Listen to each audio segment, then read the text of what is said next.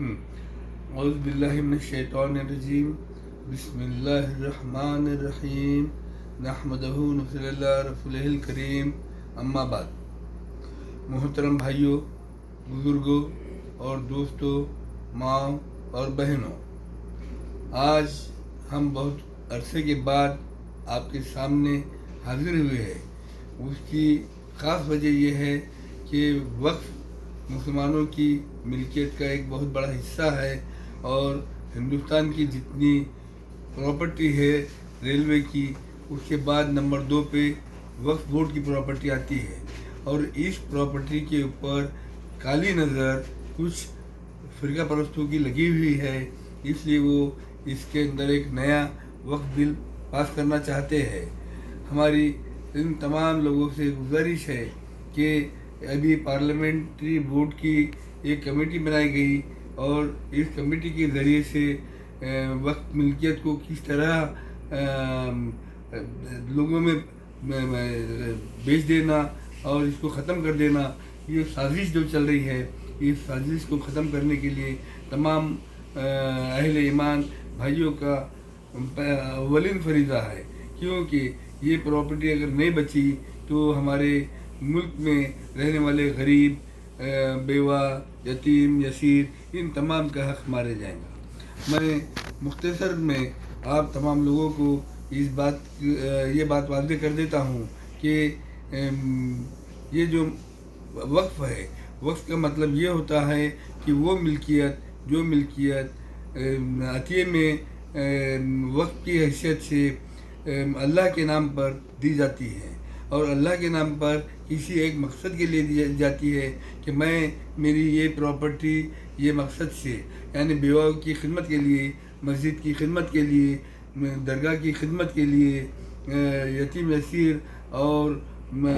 غریبوں کی خدمت کے لیے میں دے رہا ہوں۔ اس کا استعمال اسی کے لیے کرنا چاہیے۔ اس کا مطلب بھی یہ ہوتا ہے کہ یہ جو ہے ایک ٹائپ کی ویل ہے، ایک ٹائپ کا مرتیو پتر ہے، ایک ٹائپ کا جو ہے تو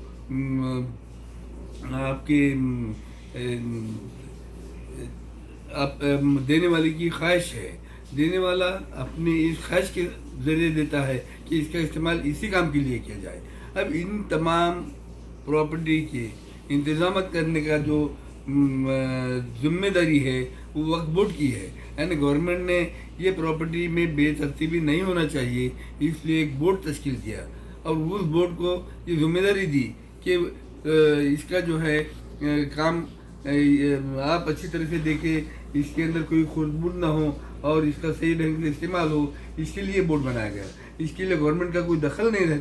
رہنا چاہیے، لیکن گورنمنٹ کا دخل صرف اس لیے ہے کہ انتظامات صحیح ڈھنگ سے ہو اور اس کے اندر بے ترتیبی نہ ہو۔ لیکن یہاں تو جس کے پاس میں انتظامات دیے گئے وہی اس کو کھانے کی تیاری میں ہے، اور اس کو کھانے کی غرض سے ابھی جو فرقہ پرست گورنمنٹ ہے، یہ فرقہ پرست گورنمنٹ جو ہے تو اس پراپرٹی کے اوپر پوری نظر لگائی ہوئی ہے۔ پہلے بھی جو ہمارے ذمہ داران وہاں بیٹھے تھے انہوں نے بھی یہی کیا، انہوں نے بھی جو اڈانی امبانی کے نام سے لاکھوں ایکڑ زمین دے دی، اور جس کے اوپر جو انہوں نے اپنے کارخانے بنا لیے، اور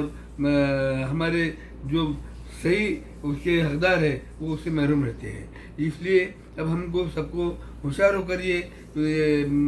13 سپٹمبر 2024 یہ آخری تاریخ جو دی گئی ہے پارلیمنٹری بورڈ کی طرف سے، اس تاریخ سے پہلے جو ہے، یعنی اب آج کا آخری دن بچا ہے، اور آج کے آخری دن میں سب نے مل کے اس کے اوپر ووٹ کرنا چاہیے کہ یہ پراپرٹی کسی کو بھی نہیں دینا چاہیے۔